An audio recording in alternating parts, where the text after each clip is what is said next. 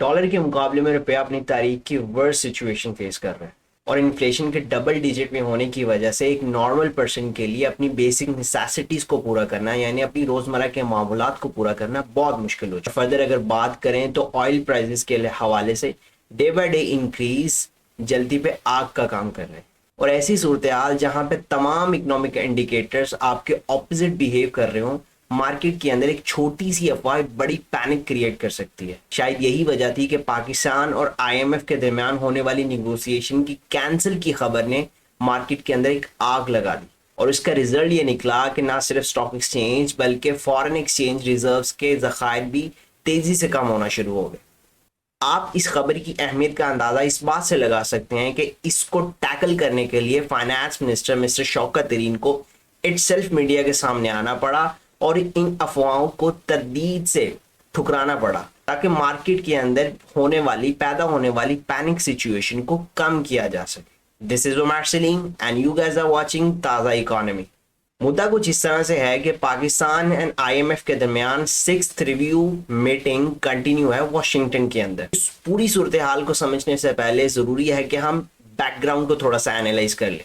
आज से 3 साल पहले पाकिस्तान तहरीक इंसाफ की गवर्नमेंट इक्तदार में आती है। अब फाइनेंशियल क्राइसिस की वजह से, फंड्स की शॉर्टेज की वजह से ना चाहते हुए भी पाकिस्तान तहरीक इंसाफ को आईएमएफ के पास जाना पड़ता और पाकिस्तान और आईएमएफ के दरमियान $6 बिलियन का एक एग्रीमेंट होता है जो तकरीबन फर्दर 3 से 4 साल के अरसे के दरमियान मुकम्मल एग्जीक्यूशन होनी थी उसकी। अब इसी एग्रीमेंट का 6th फेज कंटिन्यू है, अंडर डिस्कशन है, अंडर निगोशिएशन है इन Washington with the finance ministry and the IMF. अगर ये निगोशिएशन सक्सेसफुल रहती है तो पाकिस्तान को $1 बिलियन रिलीज होना। अब जहां एक निगोशिएशन एक स्टेप अंडर डिस्कशन है, वहीं पे फाइनेंस मिनिस्टर साहब जो पहले इस निगोशिएशन को लीड कर रहे थे वो फौरन उसको छोड़ने के बाद सऊदी अरब चले जाते हैं और जहां पे वो mister prime minister mister Imran Khan को ज्वाइन करते हैं। और सऊदी अरब जाने से पहले वो अमेरिका के अंदर, यूएसए के अंदर, वॉशिंगटन के अंदर Saudi ambassador and Saudi finance minister को वर्ल्ड बैंक समिट के साइडलाइन के अंदर मिलते हैं। अब यहाँ पे एक अजीब सा सिनेरियो डेवलप होता है और बहुत से क्वेश्चन भी रेज होते हैं जो लॉजिकल भी हैं। क्वेश्चन ये है कि इतनी अहम निगोशिएशन या डिस्कशन को छोड़ने के बाद फाइनेंस मिनिस्टर का अचानक से सऊदीया चले जाना, इसके पीछे वजह क्या है, इसके पीछे लॉजिक क्या है? क्या आईएमएफ के साथ होने वाली डिस्कशन या निगोशिएशन इतनी अहमियत नहीं रखती जितना सऊदीया का दौरा अहमियत रखता है? इसको थोड़ा सा ड्रिल डाउन करते हैं, इसको एनालाइज करते हैं। खबरें क्या है, अफवाहें क्या है, इसके पीछे क्या स्पेकुलेशन चल रही है। खबरें कुछ इस तरह से है, जराए कंफर्म करते हैं फाइनेंस मिनिस्ट्री के, बेसिकली जो negotiation between the IMF and the Pakistan जो चल रही है उसकी जो सक्सेस का दारोमदार है वो 2 चीजों के ऊपर है। एक तो जो फ्रेंडली कंट्री से पाकिस्तान ने आज से 2 से 3 साल के पीरियड के दौरान जो कर्जा लिया है उसकी जो मेच्योरिटी पेमेंट्स यानी उसकी जो डेट्स मेच्योर होने वाली हैं उनको डेफर्ड किया जा सके। जो कर्जा पाकिस्तान ने अपनी नेबरिंग कंट्रीज जैसे सऊदी अरेबिया या चाइना वगैरह से लिया है फाइनेंशियल क्राइसिस, उसकी जो पेमेंट मेच्योर होने वाली है उनको डेफर्ड किया जा सके। And the second most important concept it is कि बढ़ती हुई ऑयल प्राइसेस के दौर के अंदर पाकिस्तान अपनी ऑयल नीड्स को पूरा करने के लिए जो पेमेंट कर रहा है उसको भी डेफर्ड किया जा सके एंड स्पेशली सऊदीया से रिलेटेड जो ऑयल पेमेंट्स हैं, ताकि ओवरऑल सिनेरियो जहां पे हमारी करंट अकाउंट के ऊपर एक खासा पेमेंट प्रेशर है वहां हमें थोड़ा सा रिलीफ मिल सके एंड आईएमएफ को एक अच्छी पिक्चर प्रेजेंट की जा सके जो हमें इन फ्यूचर हेल्प करेगी कि हम $1 बिलियन की जो फंड है, जो अमाउंट है उसको आसानी से रियलाइज करवा सके। और आखिर में होता भी कुछ इसी तरह ही है कि फाइनेंस मिनिस्टर साहब के अमेरिका से छोड़ने के बाद जब सऊदीया को ज्वाइन करते हैं mister prime minister Imran Khan को, उसी पीरियड के दौरान 1 से 2 दिन के बाद सऊदीया तकरीबन $4.2 बिलियन के फंड्स रिलीज करता है। इसमें 2 सेक्शंस हैं। द फर्स्ट वन $3 बिलियन जो डायरेक्ट सेंट्रल स्टेट बैंक के अकाउंट के अंदर डिपॉजिट किए जाते हैं एंड $1.2 बिलियन जो के ऑयल पेमेंट्स के टर्म के अंदर पाकिस्तान को रिलीफ दिया जाए। और इसके अलावा जो पीछे कर्जे ले चुके हैं उनकी जो पेमेंट है उनको डेफर्ड करने की फैसिलिटी इसके अलावा मौजूद है। यानी कहीं ना कहीं जो अफवाहें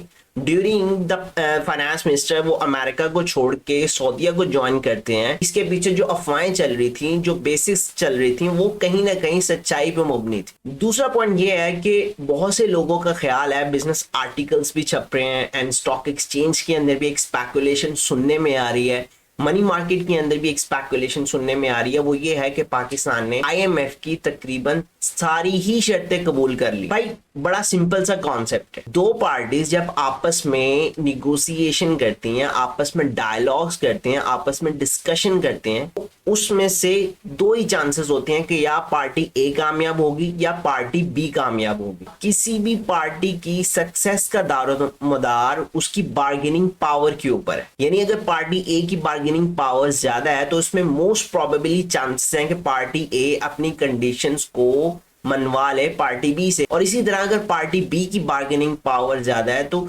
इसमें भी मोस्ट प्रोबेबली चांसेस है कि वो पार्टी ए को अपनी कंडीशंस मनवा ले। अब किसी भी पार्टी की बार्गेनिंग पावर डिपेंड करती है उसकी नीड्स के ऊपर और उसको अवेलेबल अपॉर्चुनिटीज के ऊपर। अब यहाँ पे एक तरफ है पार्टी पाकिस्तान एंड दूसरी तरफ पार्टी है आईएमएफ। पाकिस्तान की नीड्स एंड अपॉर्चुनिटीज क्या हैं एंड आईएमएफ की नीड्स एंड अपॉर्चुनिटीज। ऐसी बात है, जिसके पास नीड्स जिसकी कम है एंड अपॉर्चुनिटीज जिसके पास ज्यादा है, उसकी बार्गेनिंग पावर ज्यादा है और उसकी ज्यादा बातें सुनी जाएंगी और मोस्ट प्रोबेबली चांसेस है कि वो अपनी ज्यादा बातों को मनवा सके, अपनी ज्यादा कंडीशंस को इंप्लीमेंट कर सके on a other party. Similar the case in the Pakistan and the IMF.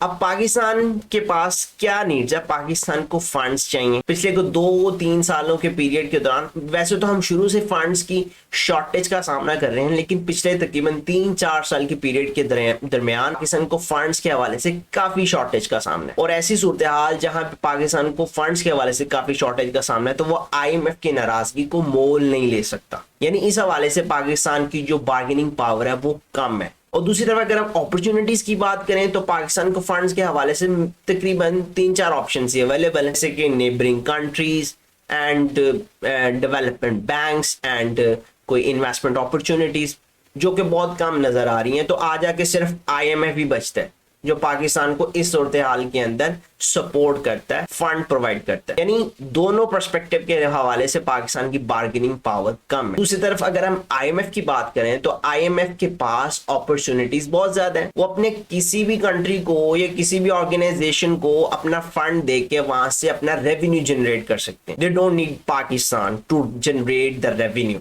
ठीक है। एंड दूसरी तरफ अगर उनकी क्या कहते हैं नीड्स की बात करें तो उनकी कोई नीड्स नहीं है कि उन्होंने पाकिस्तान को फंड देना है। इकोनॉमिक पर्सपेक्टिव से देखा जाए तो आईएमएफ की कोई नीड नहीं है। हाँ, जियोपॉलिटिकल नीड हो सकती है कि आईएमएफ को जो फंड प्रोवाइड करते हैं कंट्रीज, उनकी जरूरत हो कि वो पाकिस्तान को सपोर्ट करना चाहते हैं, इसके ऊपर डिबेट अलहदा से है। लेकिन इटसेल्फ इकोनॉमिक पर्सपेक्टिव से आईएमएफ की को डायरेक्ट नीड नजर नहीं आ रही। यानी इस सिनेरियो के अंदर आईएमएफ की बार्गेनिंग पावर ज्यादा है, तो मोस्ट प्रोबेबली चांसेस ये हैं कि आईएमएफ अपनी कंडीशंस को मनवाएगा। यही अफवाहें हैं और यही स्पेकुलेशंस है, यही खबरें हैं कि आईएमएफ ने मैक्सिमम कंडीशंस को मनवाया। अच्छा, अगर कंडीशंस की बात करें तो दो कंडीशंस बड़ी इंपॉर्टेंट है। फर्स्ट वन कि पाकिस्तान गवर्नमेंट जो 300 बिलियन से 500 बिलियन के दरमियान सब्सिडी प्रोवाइड करती है अपनी जनरल पब्लिक को, आईएमएफ की ये डिमांड है कि उस सब्सिडी को जीरो किया जाए, बिल्कुल वैनिश किया जाए, कि कोई सब्सिडी गवर्नमेंट ऑफ पाकिस्तान अपनी जनरल पब्लिक को नहीं देगी। ये 300 से 500 बिलियन के दरमियान फॉल कर। आईएमएफ की ये कंडीशन है कि पाकिस्तान गवर्नमेंट ने जो बजट के दौरान 6 ट्रिलियन रुपीस का टैक्स टारगेट सेट किया था, उसको मैक्सिमम पेस के साथ जितना जल्दी पॉसिबल है उसको कलेक्ट किया जाए। अब कंसर्न ये है कि अगर पाकिस्तान गवर्नमेंट इन दोनों कंडीशंस को मनोवन अमल करती है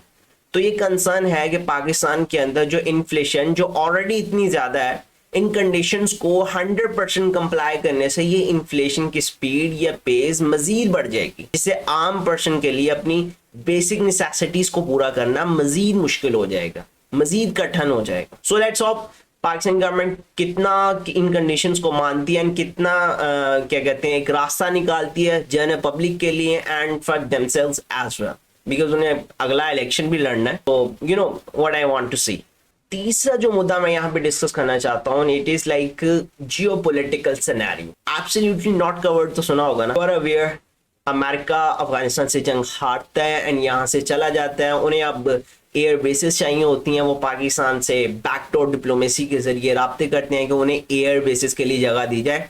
एंड फॉर्चुनेटली और अनफॉर्चुनेटली हमारे प्राइम मिनिस्टर इसको टोटली रिजेक्ट कर देते। अमेरिका बहादुर के मुंह के ऊपर आप तमाचा मार रहे हैं, तो कहीं ना कहीं तो आपको इसके जो कॉन्सिक्वेंसेज हैं वो फेस करना पड़ेंगे। अब होता भी यही है कि फैटफ की जो आपके ऊपर एक सैंक्शंस इंप्लीमेंटेड होने का एक खतरा है कि फैटफ ने आपको 26 में से 25 पॉइंट अप्लाई करने के बावजूद आपको ग्रे लिस्ट में रखा हुआ है। ये भी अमेरिका बहादुर की ही एक कारस्तानी नजर आती है। एंड हो सकता है अगर आप उन्हें एयर बेसिस प्रोवाइड कर देते तो आपको फैटफ की ग्रे लिस्ट से निकलने में अमेरिका मदद कर देता। लेकिन अब इस सिनेरियो के अंदर जब आप एब्सोल्युटली नॉट कह चुके हैं तो अब थोड़ा सा ग्रे लिस्ट से निकलना आपके लिए काफी मुश्किल हो चुका है। यहाँ पे थोड़ा सा जियोपॉलिटिकल सिनेरियो को समझने की जरूरत है कि पाकिस्तान के ऊपर किस तरह प्रेशराइज किया जाता है इकोनॉमिक पर्सपेक्टिव से। अमेरिका एक तरफ पाकिस्तान को थ्रू वर्ल्ड बैंक या थ्रू अदर फाइनेंशियल इंस्टीट्यूशंस जहां से पाकिस्तान फंड लेता है, जहां से पाकिस्तान फाइनेंस अपनी अरेंज करता है, अमेरिका बहादुर ये चाहता है कि उन फाइनेंशियल इंस्टीट्यूशंस के जरिए, सैंक्शंस के जरिए, कोवेनेंट के जरिए पाकिस्तान को प्रेशराइज किया जाता है ताकि पाकिस्तान से अपनी मर्जी के फैसले कराए जा सके, ताकि पाकिस्तान की फॉरेन पॉलिसी को अपने इंटरेस्ट के अकॉर्डिंग मोल्ड किया जा सके। एक तरफ तो America and other European countries जो इन फाइनेंशियल इंस्टीट्यूशंस को बैक करती हैं, सपोर्ट करती हैं, उनकी तो यही चाल, यही स्ट्रैटेजी नजर आ रही है फॉरेन महाज के ऊपर। दूसरी तरफ होता ये एक नई डेवलपमेंट होती है कि अमेरिकन प्रेसिडेंट के एलची जो मिस्टर लाइक जॉन कैरी, वो सऊदीया के अंदर मिस्टर इमरान खान को ज्वाइन करते हैं। एंड मिस्टर बाइडेन का पैगाम इन रिलेशन के हम फ्यूचर के अंदर एक अच्छे एलाई के तौर पे पाकिस्तान और अमेरिका को देखते हैं, कन्वे करते हैं। यानी एक साइड के ऊपर वो इनडायरेक्ट तरीके से आपके ऊपर इकोनॉमिक प्रेशर इंप्लीमेंट करते हैं और दूसरे तरीके से वो चाहते हैं कि अगर आप इस प्रेशर से निकलना चाहते हैं तो आप हमारे साथ एक नई टर्म्स एंड कंडीशंस के ऊपर, एब्सोल्युटली नॉट के वर्ड के बाद एक नई टर्म्स एंड कंडीशंस के ऊपर हमारे साथ एक एग्रीमेंट करें, एक नया। ऑल्दो उन्होंने इस एलिजन को एक नया नाम दिया है जी, हम एनवायरमेंटल स्ट्रैटेजीज के ऊपर काम करना चाहते हैं, हम अपनी रिन्यूएबल एनर्जीज के ऊपर काम करना चाहते हैं। ऑल्दो नाम कुछ भी हो, फ्रंट के ऊपर कुछ भी हो सकता है, लेकिन बैक के ऊपर क्या चीज है, you all know very well. Thank you. अगर आपको ये वीडियो अच्छी लगी, इसमें से कुछ चीज सीखने को मिली, तो stay tuned with the Taza economy and hit the bell icon and subscribe the Taza economy. Thank you. अल्लाह हाफिज।